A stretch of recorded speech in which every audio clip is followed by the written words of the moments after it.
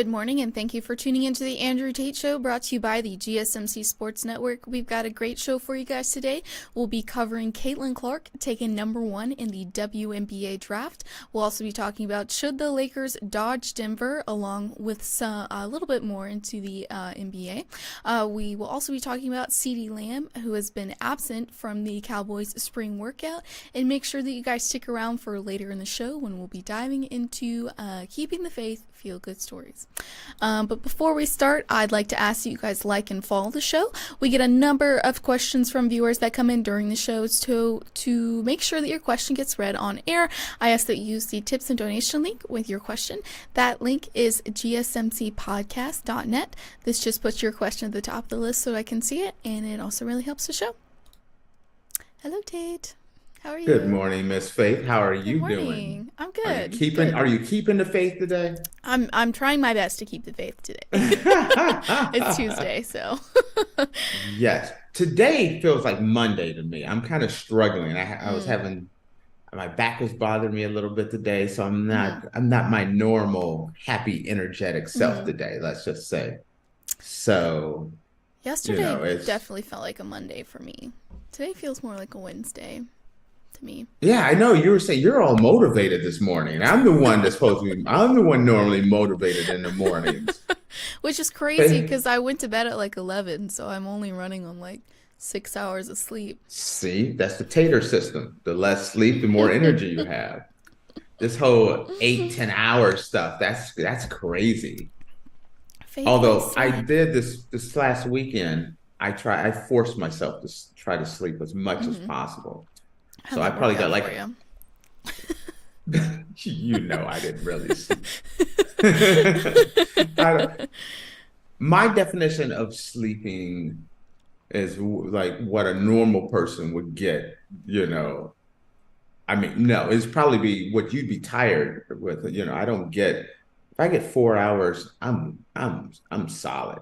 Listen, I'm ready to go all week. If I got 4 hours, I would probably be energetic for like 2 hours, and then I would crash, and then I would be dead the rest of the day. So I don't think you want to see me in 4 hours. I'm normally pretty like whenever I get a lot of sleep, which is like 6 hours, then 6-7 hours, I get something like that. It just ruins my day. I'm a wreck all day. I'm like all droggy and everything. No, can't do it. I know it's weird. I had a buddy of mine who came to me and he's like, "How long have you had this problem?" I'm like, "Since birth." I came out of the womb this way. I've never been a big sleeper my whole life. So it's just crazy. Which is weird. So anyway, let's dive into this and what do we have going on today? Alrighty, so Caitlin Clark was taken number 1 in the WNBA draft by the Indiana Fever. So Caitlin Clark admitted she was a bit nervous before being chosen with the number 1 pick in the WNBA draft by the Indiana Fever, even though it was no surprise. Clark said, "I dreamed of this moment since I was in 2nd grade, and it's taken a lot of hard work, a lot of ups and downs, but more than anything, just trying to soak it in." The former Iowa star became a household name among basketball fans during her record-breaking college career, and she will now try and help revive the Indiana franchise along with last season's number 1 pick, Aliyah Boston, who previously played with Clark on a USA basketball under-19 team. Obviously, going to an organization that has, in my eyes, one of the best post players in the entire world, Clark said. My point guard eyes just light up at that, and obviously Aliyah has been one of my teammates before. I'm excited. I can't wait. The Fever taking Clark had been a foregone conclusion since she announced on February 29th she would turn pro. Nearly 17,000 tickets claimed to watch the draft at Gainbridge Fieldhouse in Indianapolis, home to the Fever and the NBA's Indiana Pacers. Clark has helped bring millions of fans to women's game with her signature shots from the midcourt logo and passing ability. The NCAA's all-time leading scorer was a big reason why a record 18.9 million viewers tuned in to the national championship game, which Iowa lost to unbeaten South Carolina. The Hawkeyes were also the national runners-up to LSU a year earlier. Okay. First off, congratulations to Caitlin. Yes. I didn't want her to turn pro. I wanted her to stay one more year, not because she couldn't play pro, but I just wanted her to put the record so far to reach that, it'd never be touched. Okay. She goes to the Indiana Fever. Congratulations, the organization. From everything I know about the Indiana Fever, they haven't been the greatest. They haven't been feeling the fever, or they may have a fever.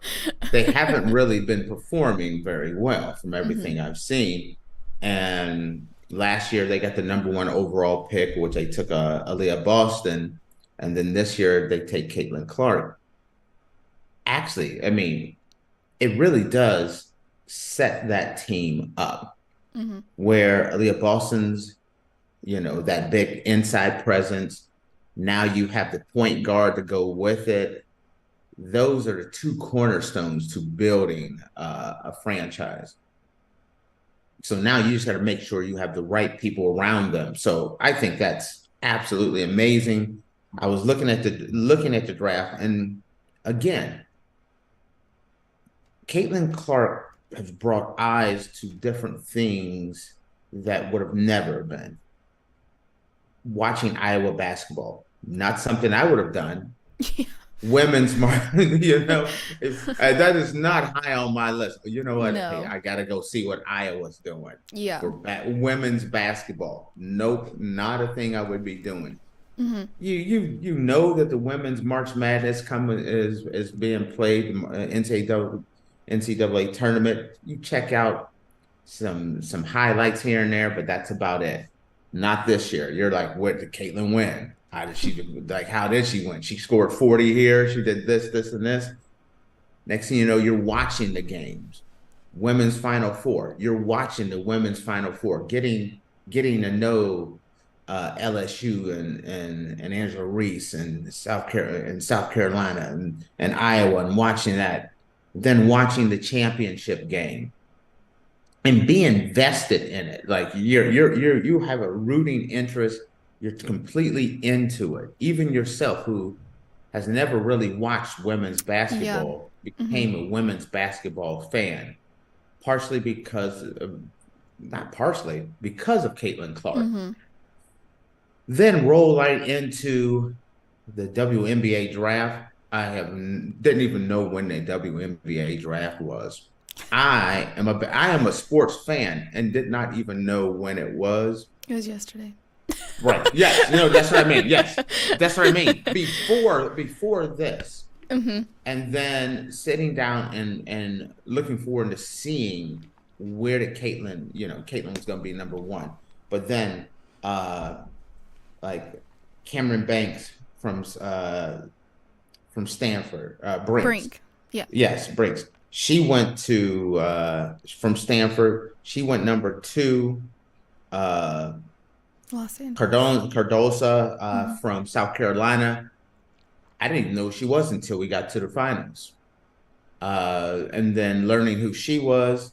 And then I didn't know she was going pro.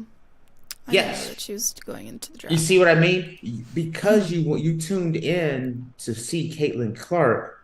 Then next thing you know, you're watching the NBA, you're watching the women's draft, and these players. I know Angela Reese. I just watched Angela Reese play. I know how she plays. Cardosa, I know how she plays and how tough she is. I learned about these people because of the visual, the phenomena that is Caitlin Clark. Right. And I've also seen a lot of hate toward Caitlin Clark, and I don't understand it from a lot of women. The hate that I have seen has been primarily other women attacking her, and so I think women should be really on board, because she's really raising the attention for all women in the game. Mm-hmm. So I thought, watching that was incredible. We were talking about this uh before the show. Mm-hmm. Comment on the comment that you were talking about with your comment, and give your answer, because I know I'm Oh, putting you on okay. the spot. Yes. So You I looked at did a me like you were looking like, short. what are you talking about? Okay. I did a short yesterday on Caitlin Clark because she was on SNL this past weekend. So I did a Hmm. short on that. In the short, I think I mentioned that she is an all-time leading scorer, and somebody said that she was not. And so I already knew that she was, but I went back and made sure, and I did my research. Um, so Caitlin Clark is actually an all-time leading scorer for the NCAA's Division One. She surpassed Pistol Pete on March 3rd, 2024, after Iowa won over Ohio State. Goodness, sorry. And during that game, she reached a total of 3,685 points. And then she finished up her college career with a total of 3,951 points. So. I mean, that, because there's a lot of people, they don't realize how great she is. I Mm-hmm. love, okay, I'm going to say this. There used to be a tennis player, Anna Kournikova, and she was very popular in tennis, and she's Mm-hmm. never won anything. And matter of fact, I was a poker player, and you know, I think it was like Ace King Anna Kournikova, because it always looks good, but rarely ever wins. And that's kind of but she had all this hype, but no results. Mm-hmm.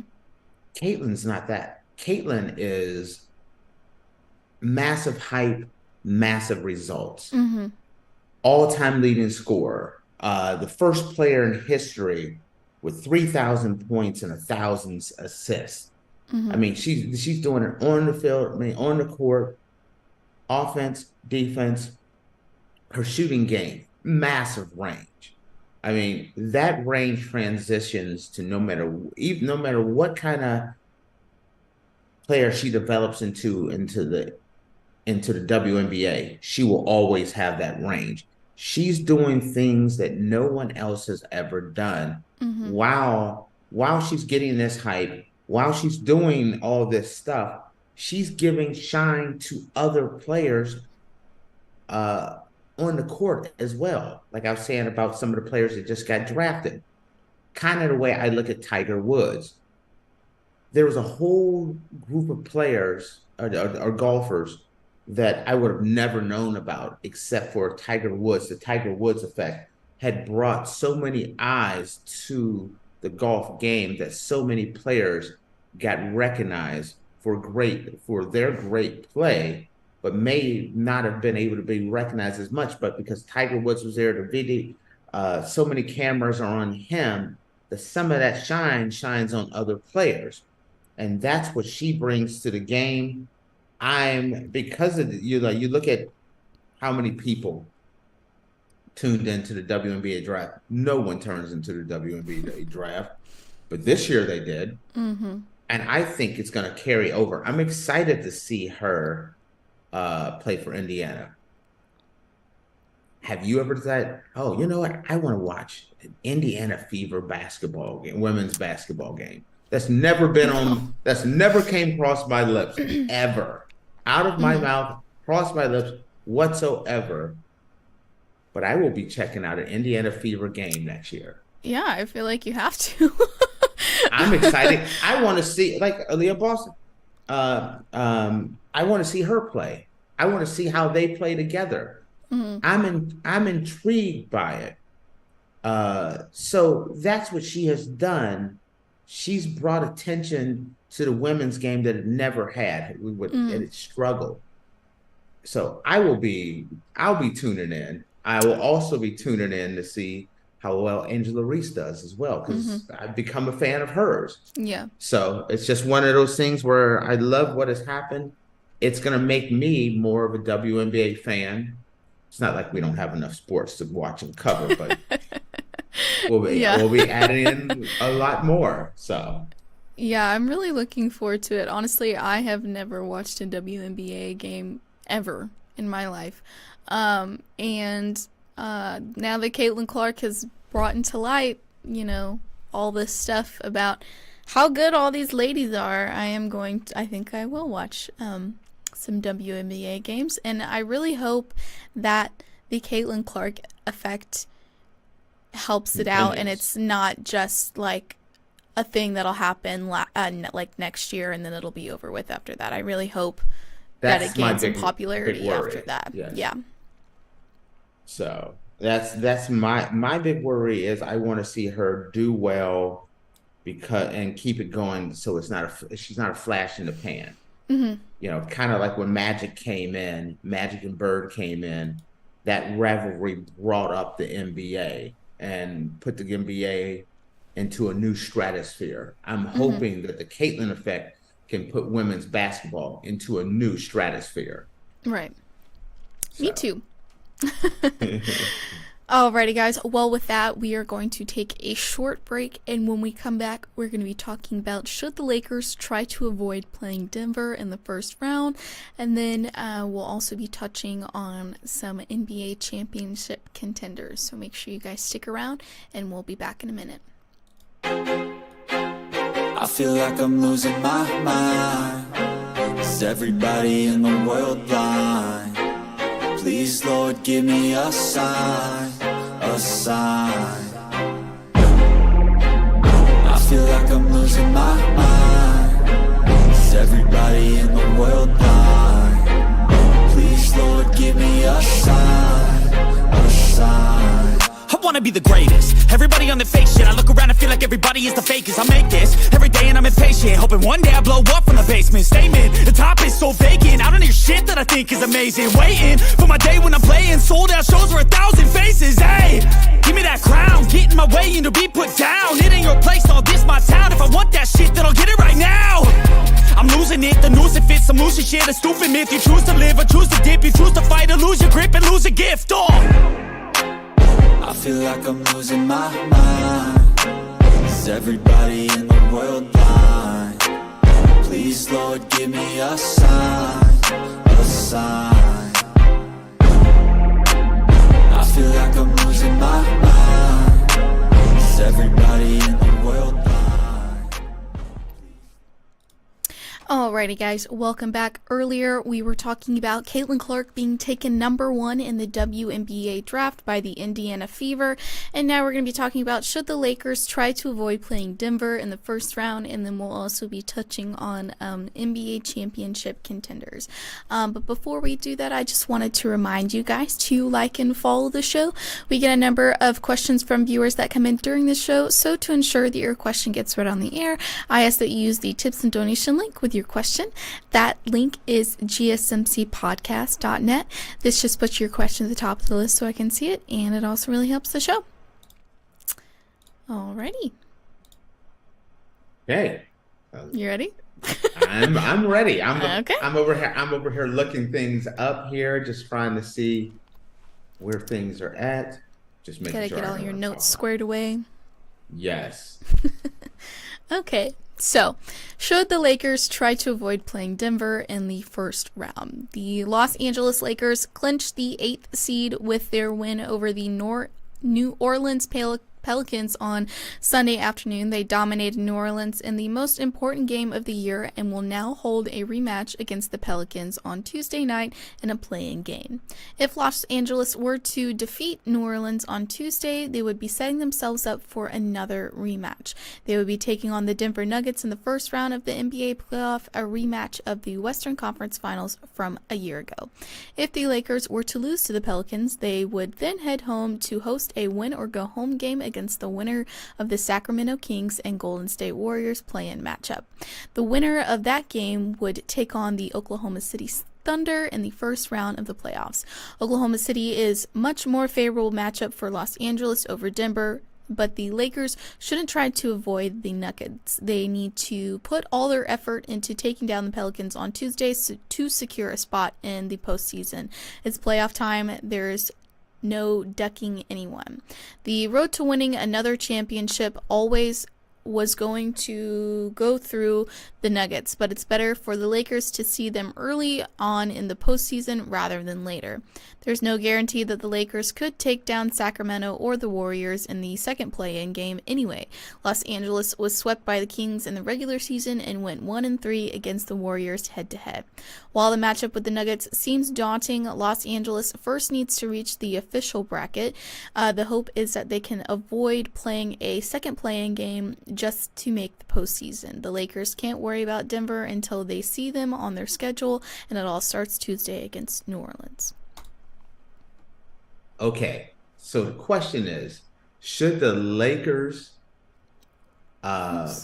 pretty much throw a game against the Pelicans so that they don't have to play Denver? It's weird to answer this. The answer is yes, and abso-freaking-lutely not. Under no circumstances. No. And I know I just talked out both sides of my mouth here by saying it this way. Here's the reason why yes. I think the Lakers could cause do some major damage in the playoffs. As long as they avoid Denver. You understand what I mean? So if they can avoid Denver, I think they can make some noise in the playoff. But I think that comes to a close the minute they play Denver. So that's the reason why, yes, you kind of want them to lose in a way, but absolutely not. Nothing is promised in the NBA. These are professional players, and the teams are all the teams in the play-ins. You have the Pelicans, a stacked team. You got the Sacramento Kings, and you got the Golden State Warriors.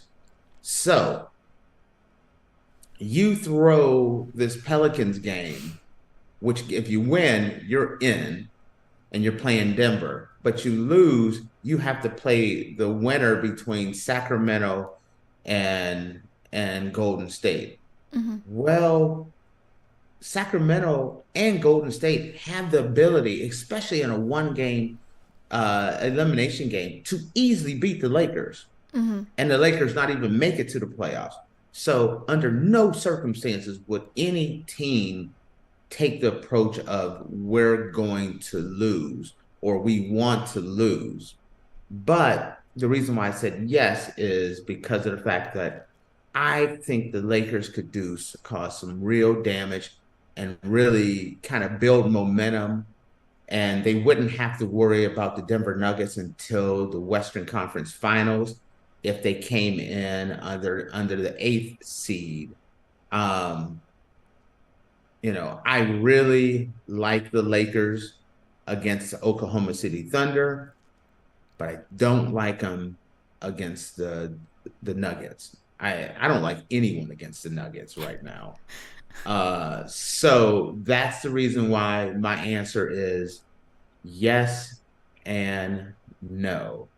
Does that make sense? Yeah. I don't know. It just doesn't seem smart to throw a game. No one. Because then what happens? No one is going to.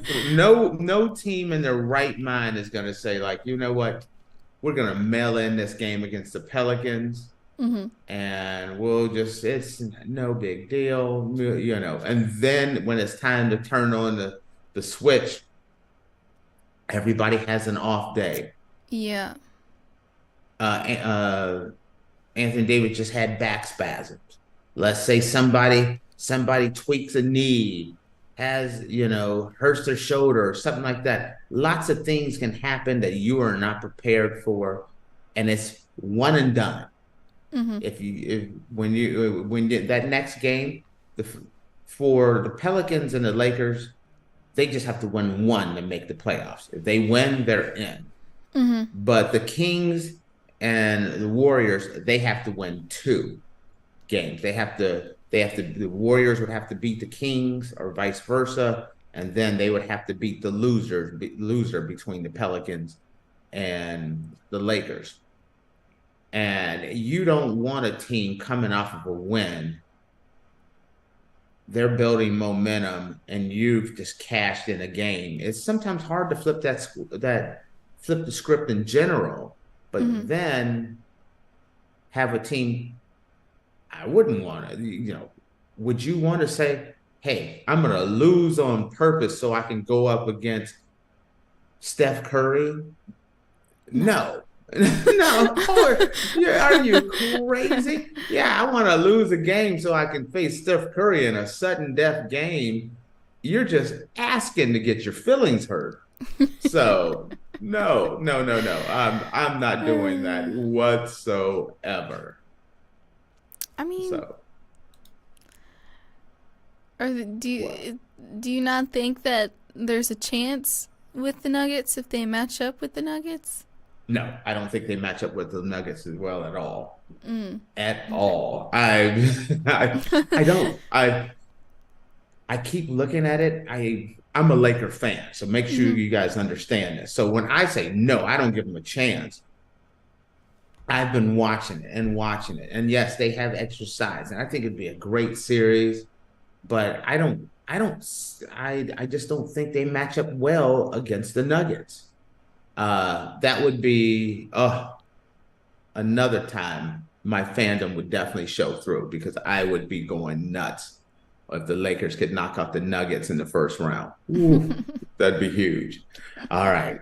So I had to leave more time for our second NBA topic. So, okay, so we have a list of 5 legit NBA championship contenders right now and 5 pretenders that can only dream. So the NBA season draws to a close and the playoffs are near. This year has seen franchises' fortunes rise and fall across the league. Teams that have been down for years are finally back, and former starlets have taken some steps back. Here are some teams we think have, not we, the person who wrote this, think have a legitimate shot at the NBA title and are real contenders, and a few are just making a show of it. So, we just talked about the Denver Nuggets. A contender of this is the Denver Nuggets. Okay, the first one then. I'll comment on the Nuggets. What do they say about the Nuggets first? I'll let them. They said this one is easy. The defending champs are right at the top of the West again and look locked and loaded to win another ring. Jokic and Murray are still firing all the cylinders, and the Nugs seem to be playing their best ball at the right time. It's hard to consider these guys anything but front runners for the title. They're the favorites to come out of the West. Now, the West is loaded. The West is absolutely loaded. But I just don't think right now the Nuggets have to be favored over everyone. The best player in the league is Joker. Joker's the best player in the league. Murray's that perfect sidekick with him. Again, Joker's going to be MVP. They've come in off of winning a championship. They're a solid team. They're just a solid team. I'm very curious to see if they can go back to back. All right. What's another one? Contender or pretender?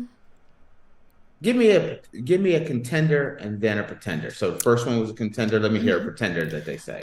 So pretender is the Minnesota Timberwolves. The other team at the top of the West is one we just can't sanction. The T-Wolves have been good the past 2 seasons, only to get trounced in the first round. They haven't been able to get to conference semis in 2 decades. While Anthony Edwards has come on as one of the best players in the sport, this is still a believe it when we see it kind of team. Their NBA contender status should remain a question mark for now.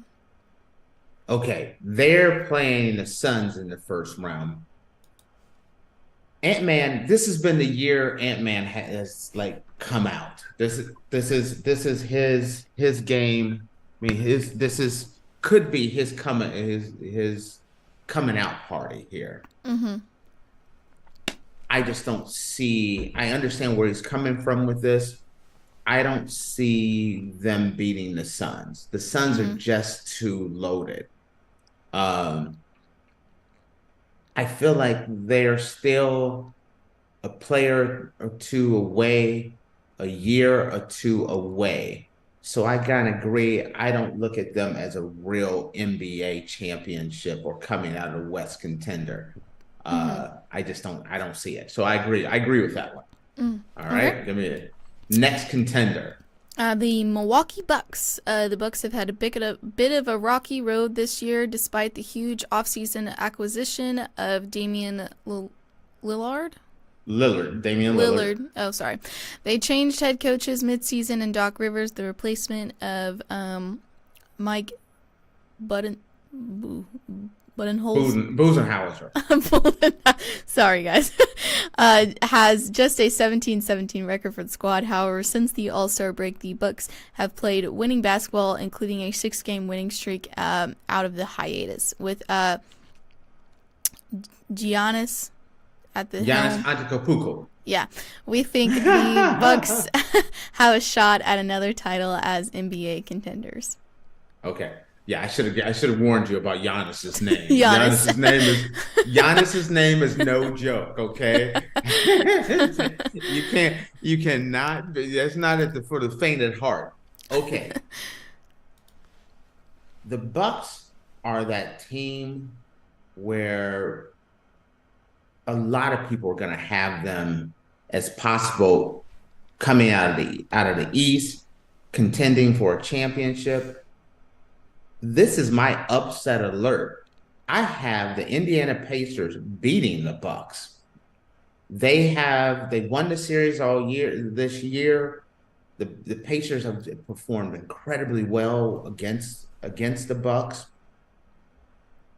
I like the Pacers over the Bucks. I feel like, yes, the Bucks could get hot with Damian Lillard, Giannis. They have the experience. They have a championship. I just think this is a bad matchup for them. They haven't performed well. Them getting rid of their coach midway through the season, bringing in Doc Rivers. I have Indiana upsetting them. So I don't agree with this because I have them going out in the first round, that is a huge upset if that happens. I don't think anyone else has that prediction, but that's the prediction I am definitely going with there. Okay. Give me the next one. Another pretender is the New York Knicks. I guess whoever wrote this is a fan of the Knicks. It pains this fan to say this, but without Julius Randle, the Knicks are not winning the title. As good as Bronson is, the team is not there without the second superstar. Unless Dante DiVincenzo becomes Steph Curry for the entirety. Tenzo, yes, I didn't see it coming yet. Becomes Steph Curry for an entirety of the playoffs. There's little hope. It's nice to see the franchise turn around, but that shoulder surgery has ruined the championship hopes. I agree 100%. If you don't have Randall, you have no shot. It's Batman without Robin. It's Jordan without Pippen. You need that second guy. And they don't have enough firepower without him. Unfortunately, I feel like they're just a perfect candidate to just get upset and bounce out of the playoffs early. I think the best they can do, if they're lucky, they'll get bumped in the second round, but that's about all I can see them doing. When you start looking at the play-in teams, you got the 76ers, you got the Heat, you got the Bulls, you got the Hawks. And I like any of these guys against the Knicks. The Knicks are in trouble. I think the Knicks are in trouble, so I agree with that one. Any other one? We still got a couple more. I'll just list them off for you. So another contender is the Dallas Mavericks. Then they also have the Boston Celtics as a contender, and they also have Oklahoma City Thunder. Okay, Thunder as a contender too. Okay, I'm going to look at that and I'm going to say, okay, Oklahoma City, I think they're not there yet. Another year. They need another year of seasoning. They're an up-and-coming team. This is that year. Rare teams don't just jump to the top and then take over. They need that experience first. Get that playoff experience this year. They'll be stronger next year. So I don't give them a shot. Boston is Boston. Boston's the best team in the East, maybe the best team in basketball. This is the year that Boston have to win the championship. Anything less than a championship for Boston is a huge failure in my eyes. So I just definitely see them as, they have to pull it out. But I like Boston. The Dallas Mavericks, I don't know about that. The Mavericks, Luka is balling, but they got the Clippers in the first round. That's anyone's series right there. Would I be shocked if Dallas got bumped in the first round by the Clippers? I would not be shocked at all. Yeah, I don't know if I make them a contender, but I think they're going to be tough. But I'm really intrigued about who comes out between them and the Mavericks. Okay, let's hear your pretenders. Last year's pretenders. So on this list, we have the pretender as Phoenix Suns, Philadelphia 76ers, and the Los Angeles Clippers. I am not a Clippers fan at all. Zero. But I don't think they're a pretender this year. This is the scariest Clippers team yet. James Harden has been able to work in well with these guys. Kawhi Leonard, they're set. I think they have a shot not only to go far in the playoffs, but have the ability and the players to win it all. I'm still taking Denver, but the Clippers this could be that Clipper year. It's an all or bust. There's going to be a lot of pressure on James Harden. James Harden cannot fold this year in the playoffs. James Harden has to step up his game. The Phoenix Suns, I don't understand the Suns. I'm a little confused by the Suns. At the beginning of the year, when Kevin Durant and all those guys got together, I'm like, this is kind of unfair. You might as well just go ahead and send them the championship. And now you watch him now, and it's kind of like, I'm not sold on them. They didn't gel the way I was expecting them to gel. No, they just didn't. They didn't gel the way I expected them to gel. I think they could be a tough team, but the West is loaded. So I don't think of them as a pretender, because I do think they could get hot and actually cause some damage. But so no, I don't know if I call them a pretender. So that's my overall take on it. I gotcha. So the top for you at all of these. Okay, I'm gonna make a boring finals prediction. Okay. I got the Celtics versus the Nuggets for the championship, and I'm going to take the Nuggets to win it all back to back. So that's how I have it. So you heard it here first, guys. Alrighty, guys. Well, with that, we are going to take a short break, and when we come back, we're going to be talking about CeeDee Lamb and how he was absent as the Cowboys begin the spring workout program. So make sure you guys stick around, and we will be back in a minute. Looking for your daily fix of sports talk without having to pay for it? GSMC Sports Network is available on YouTube. Just search GSMC Sports Network. Get your fix of daily sports talk shows on YouTube, absolutely free. NFL, college football, NBA, MLB, MMA, UFC, fantasy football, and so much more.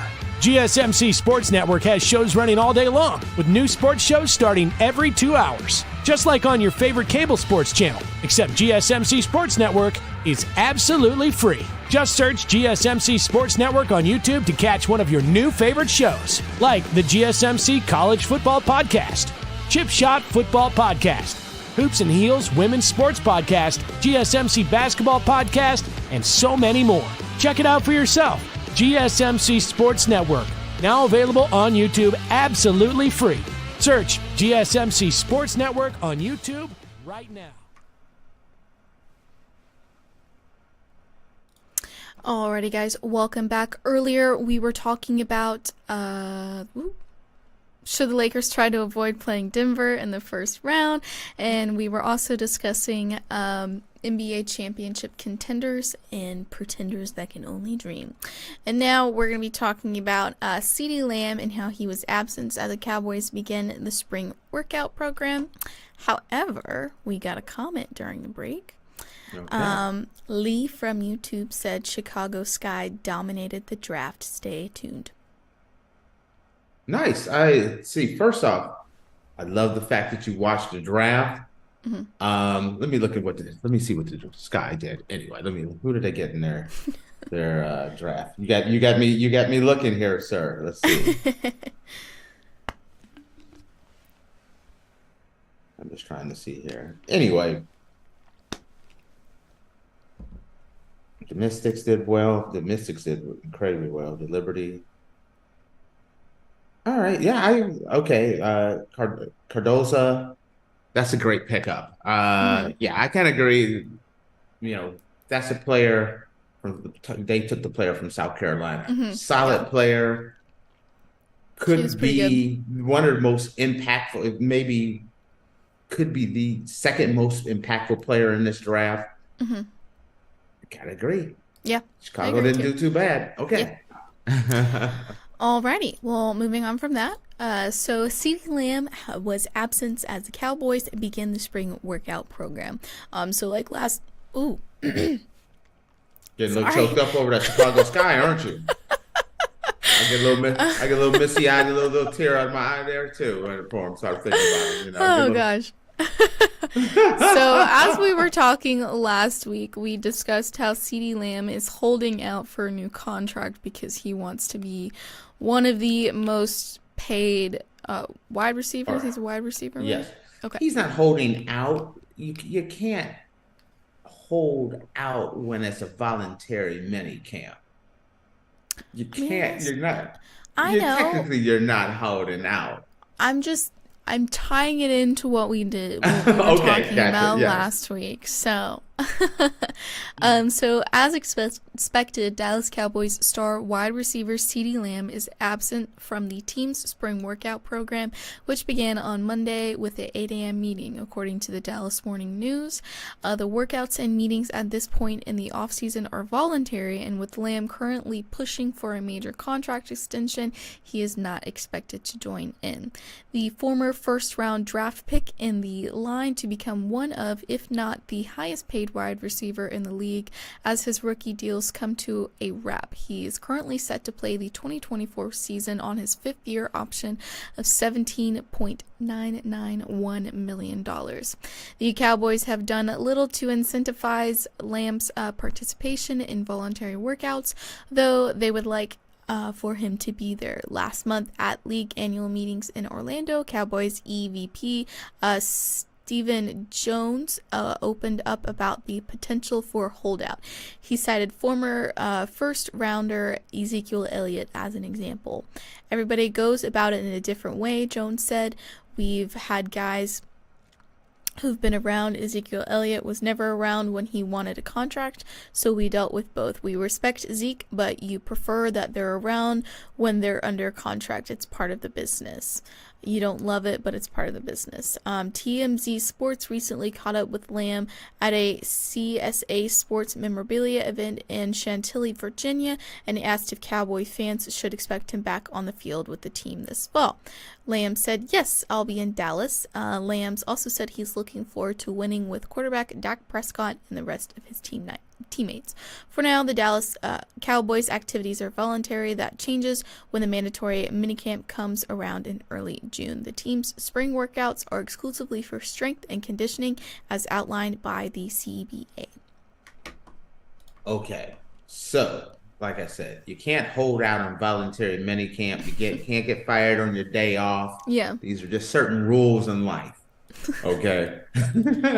So CD, he's just letting the world know, hey, I want my contract. Mm-hmm. The question is he doing it the right way? I say yes, he is. Mm-hmm. I'm a Cowboys fan. I like to be open about that.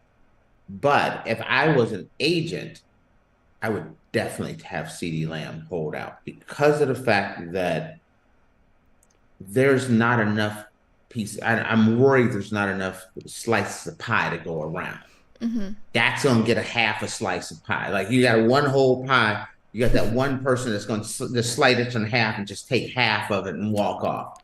Yeah. So then Micah wants 3/4 of a slice and CD wants 3/4 of a slice. And there's only so much pie out there.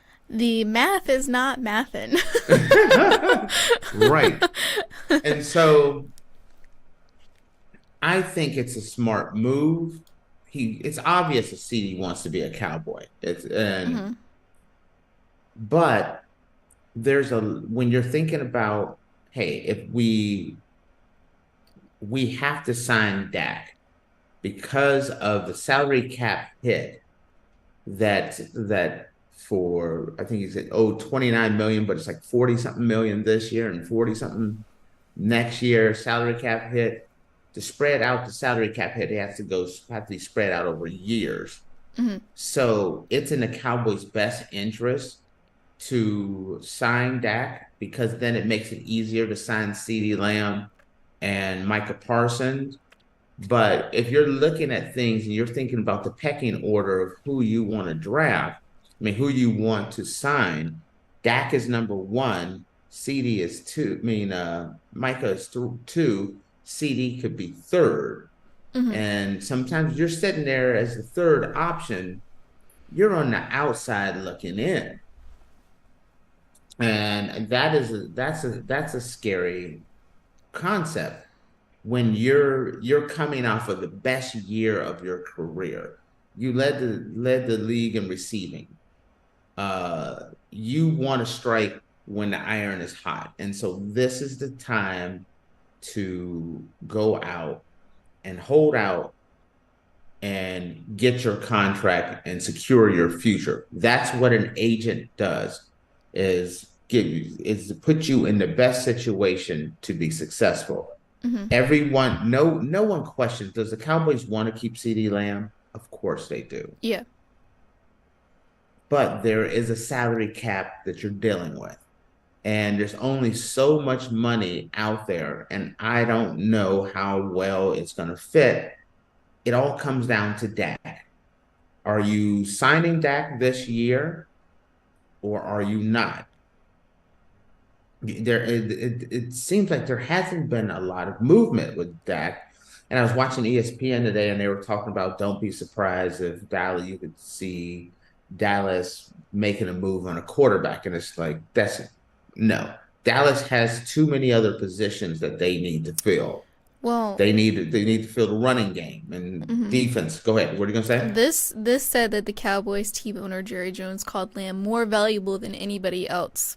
So there's that. Well, okay, that's that. Like my man Jerry Jones. He's that. But no, he knows how to talk the talk. Mm-hmm. He wants to make CD known that the Cowboys love him and want him there. Mm-hmm. So it's kind of like, yeah, baby, you're the only one for me, but you didn't. I only have eyes for you, but your girlfriend said, he was over there talking to Becky. Oh, Becky. It's one of those kind of things. I think he's important, but the the football math, the sports math behind it it doesn't matter if Jerry thinks he's the most important player. That's No team has ever gone with a horrible quarterback and a superstar wide receiver and won a Super Bowl. You have to have your quarterback. Whether you sign Dak and restructure all that dead salary cap money that's gonna hit, which is the smart thing to do, or are you going to go out and draft a bunch of go through the draft, fill in some of the holes, get you a running back, and play Dak this year and get ready for CeeDee Lamb next year. CeeDee Lamb is making $5 million this year. Are they looking at CeeDee Lamb as the future? I'm very curious to see, because it seems like the Cowboys are okay with taking this hit, where it's like, you know what? Dak's contract is $29 million, but it's a $40 million salary cap hit. We're going to take the $40 million salary cap hit just to kind of see where we're at. And that could be going back to the all-in statement about the Cowboys, meaning it's all in or bust, meaning, no, we're not going to sign Dak this year.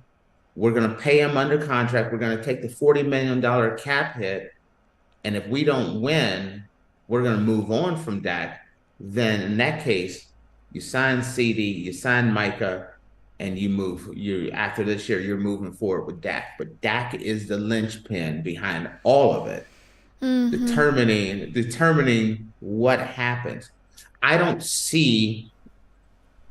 don't see how you can do any of it until you take care of Dak first. You have to take care of Dak because of the salary cap. You take Dak's contract, spread it out. There's room for CeeDee. There's room for Micah.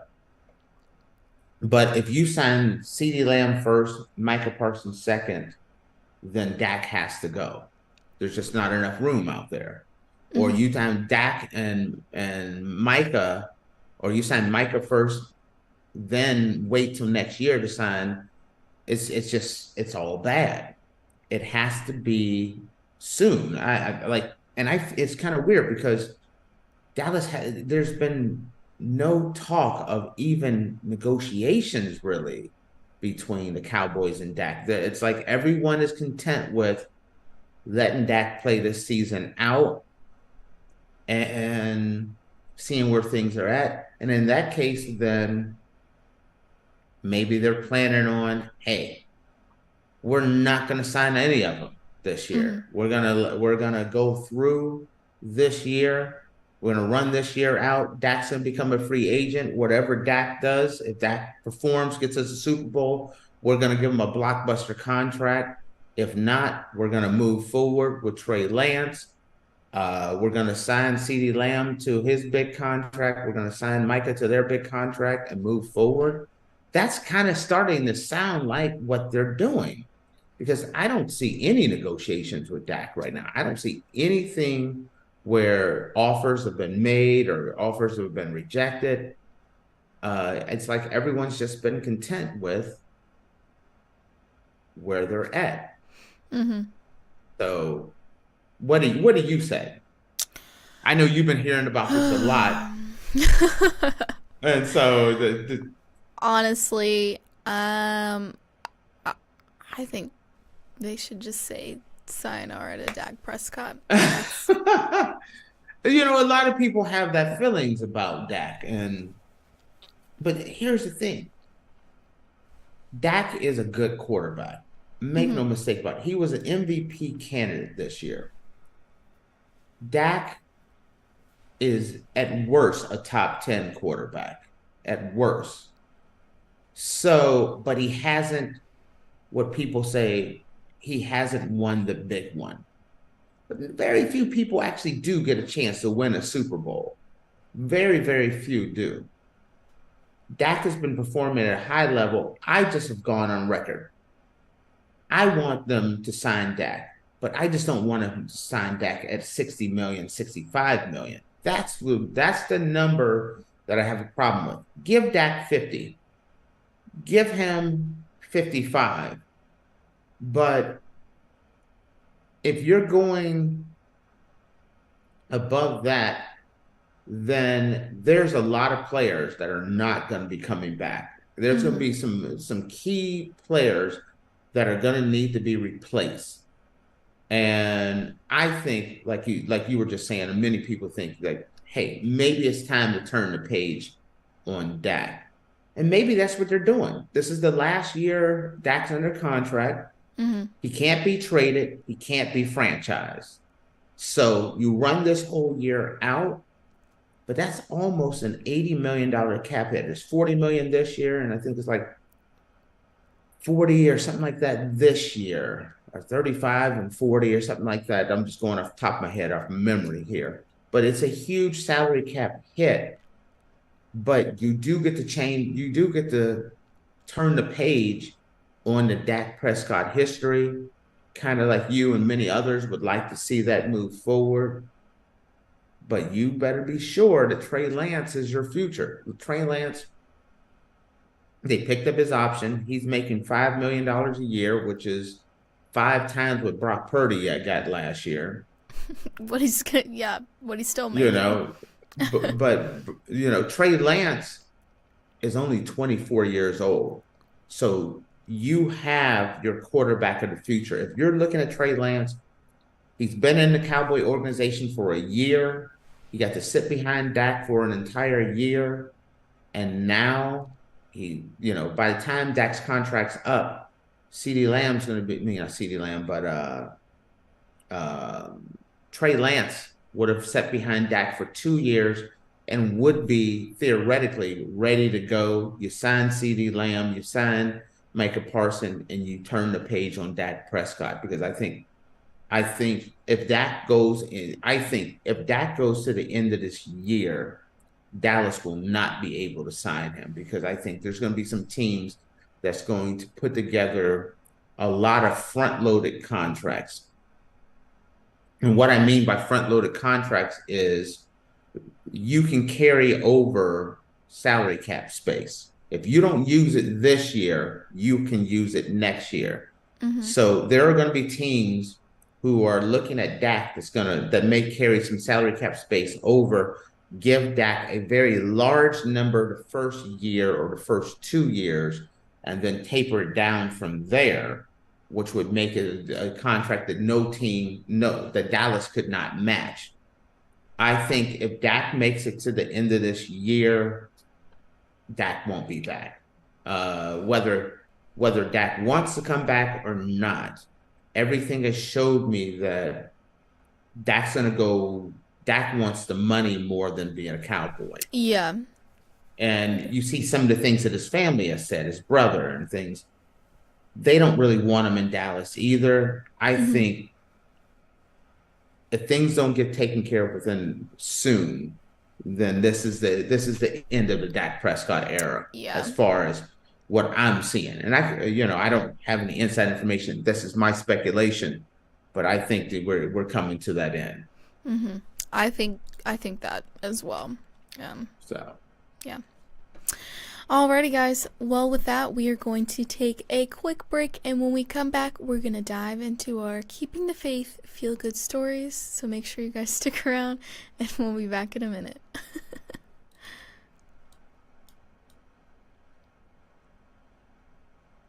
For the best and latest podcasts available anywhere, go to the podcast app on your cell phone and type in GSMC.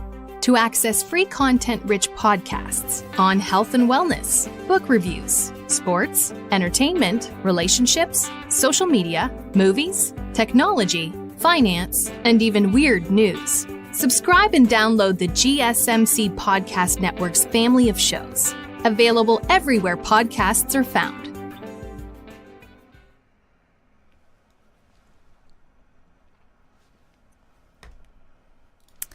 Alrighty, guys, welcome back. Earlier, we were talking about CeeDee Lamb being absent as Cowboys began the spring workout program, and now we're going to dive into our Keeping the Faith feel-good stories.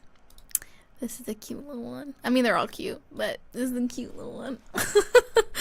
Oh boy, I'm a little concerned already. Okay, so millions of people turn to dating apps to look for love, but what one Minnesota couple found out was more than an against all odds match.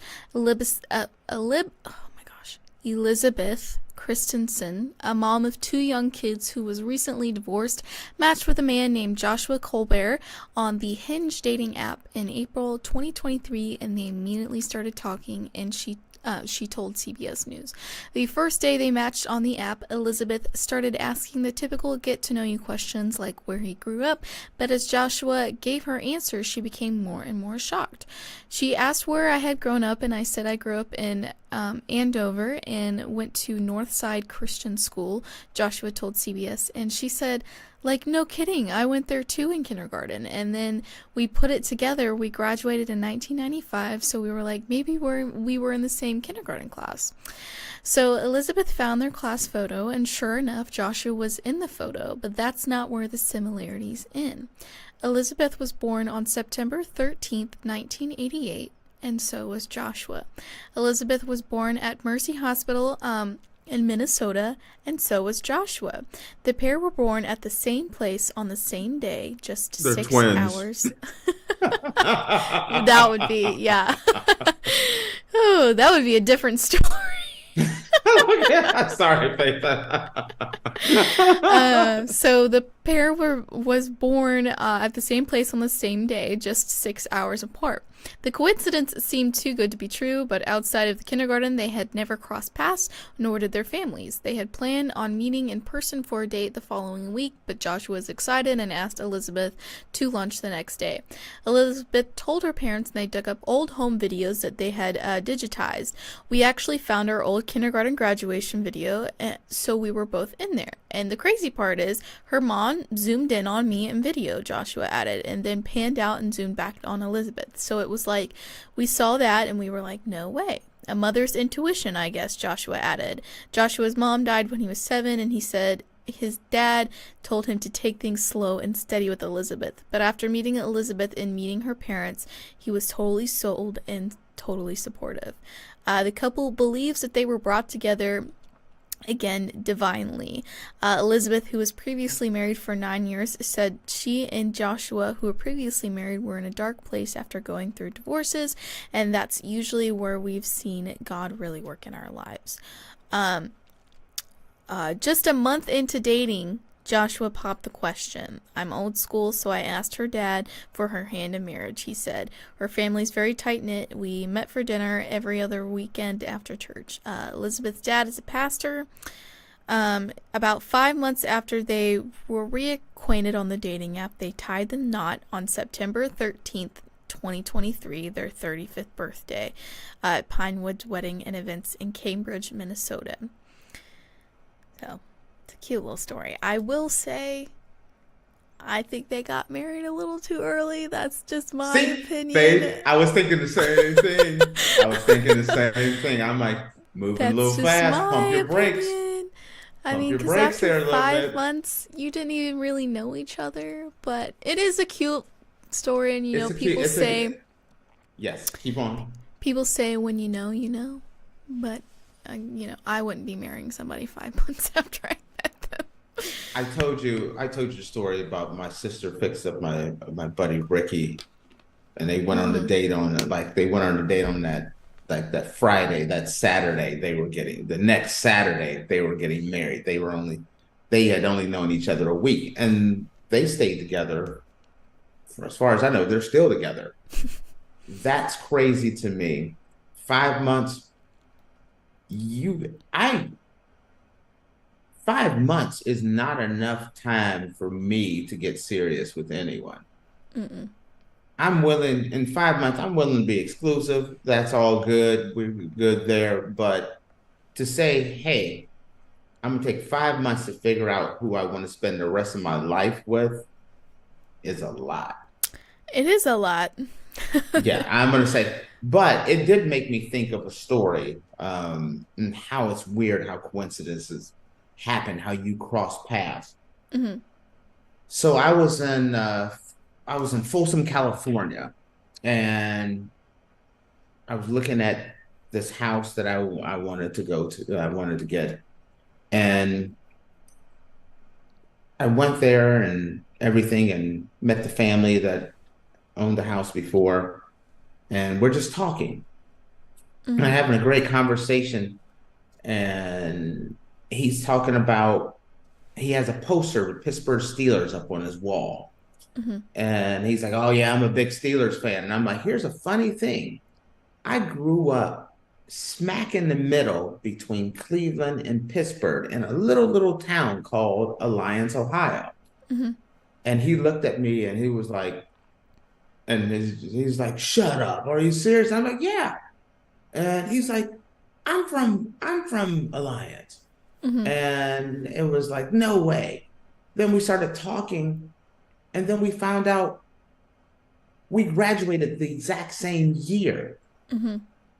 Then we found out we knew all the same people. We were in the same class, graduated the exact same time. I met him at his house in California, the house that I eventually got and moved into. And this guy, we went to school together 3,000, like almost 3,000 miles away, Hmm. and just so randomly came across each other because I liked their house. Hmm. And yeah, we knew all the same people. I never laid eyes on this guy a day in my life, but we had a lot of the exact same friends. Yeah, that's crazy. I have a friend of mine who that I was friends with in high school. Mhm. Her and I met each other in middle school, and we found out that we were born on the same day in the same year, and she's like 5 hours older than me. Yeah, that stuff's crazy. Yeah. I remember walking out of New Orleans and bumping into a woman coming out of my hotel, and this woman looks at me and she says, are you related to? And she says, "My mom's name." Hmm. And it's like, "Oh, that's my mom. Your mom's one of my great friends." And I knew this woman. I had been around her since I was a kid, like, but hadn't seen her in years, Hmm. and just happened to bump into her in New Orleans. I was in Costa Rica, and it happened once where I ran into someone from my hometown. It is just bizarre. It is Uh, bizarre. Yeah. Moving to Portugal, I think it was like the first week I was in Portugal, I go to the tennis club, and I run into a couple that had just moved from San Francisco to Portugal, the same area that I had just moved from. I got there a week before them. We're great friends right to this day. We moved here that never knew each other at all, lived in the same area, and then moved to the same country in the same town a week apart. I It's just think weird. I think Tate's stalking some people. That is so He's like, it's just a Portugal. coincidence. It's happened so many times in my life. Those are weird ones, right? Those are Those are odd. Hmm. yes, that those are extreme. And then I always find it funny that LeBron James was born in Akron, Ohio, Hmm. and at this hospital, the exact same hospital. Steph Curry was born in the Akron, Ohio, in the exact same hospital. You know what I mean? It's just kind of those Hmm. coincidences in Yeah. life. And those two dudes are two guys that transcended the game at the exact same Hmm. time, were born in the exact same city in the exact same hospital. Those Something in the coincidences are water. just amazing. So you don't have a do you don't have a lot of those like that, like that you ran into those weird little situations?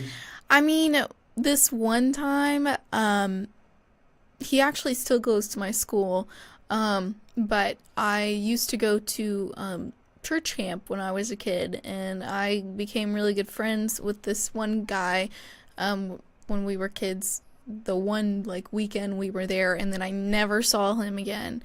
And then I ran into him like a couple years ago, and I was like, oh my god, hey, like we went to church camp together. And he didn't remember me, and so I had to go find like photographs of us from church camp together. And then he was like, oh yeah, but he actually goes to my school right now, so, and I see him every once in a while. I'm like, well, what exactly do you do at church camp? That's a question right there. What exactly goes on at church camp? I couldn't tell you on that one, because that was so long ago. You went to church camp, and it's kind of like you always hear about these church camps and things. It was a good church camp. It wasn't a bad or sketchy church camp. I wasn't making any accusations towards your church camp. I was just kind of curious of what y'all do at church camp. You know, sing Brother some needs songs. to know something. Sing some songs. I couldn't. Do you think so is it fun? I had feel fun. like church camp would not be as much fun. I have been to church camp once. I helped my wife out one time at an event. They had some people drop out, and they needed some people to fill in, and I went to kind of help out.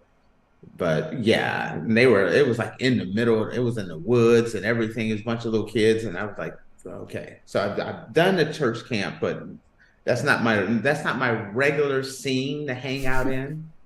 So anyway, back to this lady. Yeah, that's an amazing story. That it's weird how the world comes back around. It is, yes. And then the person that might have been was your soulmate was just right there, right under your eyes, right under your nose. Literally, you know, and you just didn't know it. It's just it's weird when you talk about most people will marry someone that they grew up within a 5-mile radius. Pretty much that's just the way it goes. The majority of all marriages are people who you've known, who's in your inner circle. You know, you don't necessarily have to go that far to find your soulmate, because they're probably right there. And it's weird when I go back home and I see couples that are married and been married for years, and it's like, how the heck, I didn't even know you guys knew each other. Or it's just so weird to see these different couples that I thought would never happen, actually happen. A lot of times that's right up under your nose. Yep, it's crazy. Crazy how the world works. But with this, guys, we're going to close out the show for today. Thank you guys so much for tuning into the Andrew Tate Show, presented by the GSMC Sports Network. Your support means a lot to us, so please remember to subscribe to the show and leave a positive review. It really does make a difference. We also invite you to follow us on Facebook, Twitter, TikTok, and Instagram for more content and updates. Thank you once again. Have a wonderful day, and we will see you tomorrow. Peace. Let's